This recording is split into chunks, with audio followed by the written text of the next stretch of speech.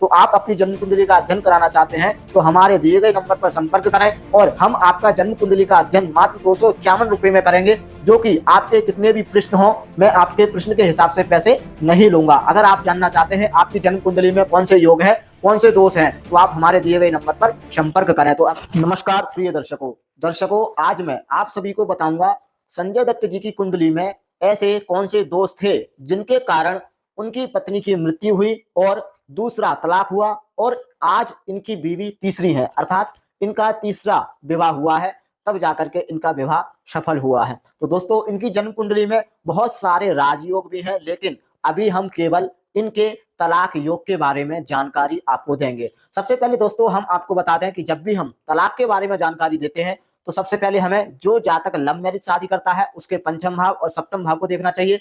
जिस व्यक्ति की अरेंज मैरिज शादी हुई हो तो केवल उसका सप्तम भाव और लग्न देखना चाहिए। तो इनकी दोनों ही शादी लव मैरिज हुई थी, तो हम इनका पंचम भाव और सप्तम भाव को अवश्य देखेंगे। तो सबसे पहले मैं आपको बता दूं कि भाव हमारे हमेशा एक ही रहते हैं, लेकिन राशियां इनमें हमेशा बदलती रहती हैं। जैसे आपकी जन्म कुंडली में सप्तम भाव में मिथुन राशि हो सकती है, कर्क राशि हो सकती है, मेष राशि हो सकती है, वृष राशि हो सकती है, मीन हो सकती है, तुला हो सकती है, कोई भी राशि हो सकती है और उसका स्वामी अलग अलग होता है। तो इनकी जन्म कुंडली में सप्तम भाव में शुक्र की राशि है और सप्तमेश होता है हमारा शुक्र ग्रह। तो शुक्र ग्रह हमारा मंगल ग्रह के साथ दसम भाव में बैठा हुआ है। तो अभी हम बात करते हैं सप्तम भाव में बैठे हुए चंद्रमा की। सप्तम भाव में जब भी चंद्रमा बैठता है और बलवान अवस्था में होता है तो जातक के दो विवाह के योग अवश्य बनाता है। और यहाँ पर इनका जो चंद्रमा है वृष राशि में उच्च का होकर के बैठा हुआ है, लेकिन यहाँ पर चंद्रमा को एक दोष लगा हुआ है जो होता है दोष के मद्रुम दोष। आप देख रहे होंगे चंद्रमा के आगे कोई ग्रह नहीं है और चंद्रमा के पीछे कोई ग्रह नहीं है, इसलिए यहाँ पर उच्च का होने के कारण जो है चंद्रमा केमद्रुम योग से दूषित है, अर्थात यहाँ पर सप्तम भाव को अच्छा फल नहीं दे रहा है। इसलिए इनकी पहली पत्नी जो है समाप्त हुई थी तो इनका केमद्रुम दोष जो है समाप्त हो गया था और दूसरा विवाह इनका हुआ था, उनसे इनका तलाक हो गया था। अब हम देखते हैं सप्तमेश की स्थिति क्या बन रही है। सप्तमेश की स्थिति मंगल के साथ बैठा हुआ है शुक्र ग्रह। जब भी मंगल के साथ शुक्र ग्रह बैठता है तो शुक्र ग्रह होता है हमारा भोग का कारक ग्रह और मंगल होता है हमारा पराक्रम का कारक ग्रह।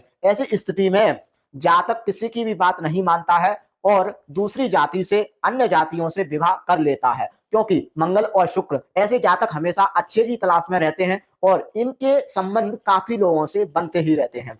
अब हम देखते हैं इनकी जन्म कुंडली में पंचम भाव को। पंचम भाव में बैठा हुआ है केतु, जो कि केतु अचानक से जो है समस्याएं देता है। जैसे इनका जेल जाना वो भी जो है केतु ग्रह पंचम भाव में बैठने के कारण, और पंचमेश है इनका बृहस्पति जो कि द्वादश भाव में बैठा हुआ है। पंचमेश जब भी द्वादश में जाता है तो जातक अपने निर्णय के कारण ही जो है जेल में जाता है, क्योंकि बृहस्पति होता है ज्ञान का कारक ग्रह और जब जातक का ज्ञान बुद्धि काम नहीं करती है तो जातक क्या करता है, गलत निर्णय लेने के कारण जो है जेल चला जाता है या उस पर कोई केस लग जाता है। ये उनकी जो है लाइफ में हुआ है, इसके बारे में हम ज्यादा चर्चा नहीं करेंगे। तो हम देखते हैं कि भाई पंचमेश है बृहस्पति जो कि द्वादश भाव में चला गया है, तो कहीं ना कहीं जो है जातक के प्रेम संबंध काफी लोगों से रहे होंगे। और पंचम भाव पर दृष्टि किसकी है, तो मंगल की 8वीं दृष्टि पंचम भाव पर है। मैंने आपको बताया है अगर पंचम भाव से संबंध मंगल बना रहा होगा या सप्तम भाव से मंगल संबंध बना रहा होगा तो ऐसे जातक के दो विवाह होंगे, अर्थात यह बहुत ज्यादा लोगों से उसके संबंध रहते हैं। यहाँ पर आप देख रहे होंगे चतुर्थ भाव के स्वामी है शनिदेव। शनिदेव जो है मारक स्थान में बैठे हुए हैं और वहां से अपनी 7वीं दृष्टि से देख रहे हैं कहां, तो अष्टम भाव को देख रहे हैं। और अष्टम भाव होता है हमारा दाम्पत्य जीवन का भाव, जो कि शनिदेव यहाँ पर जो है बहुत ज्यादा दाम्पत्य जीवन में परेशानी कर रहे हैं या परेशानी की है। और द्वितीय भाव में शनिदेव बहुत ही अच्छे मान जाते हैं, धन वृद्धि के योग करते हैं, पैतृक संपत्ति में जो है वृद्धि करते हैं, जो कि इनको मिली ही है। इनके पिताजी बहुत ही मशहूर एक्टर और राजनीतिज्ञ थे। तो दोस्तों इनकी जन्म कुंडली में आप देख रहे हैं कि जो है चतुर्थ शनि द्वितीय भाव में मारक भाव में बैठा हुआ है और अष्टम भाव को देख रहा है।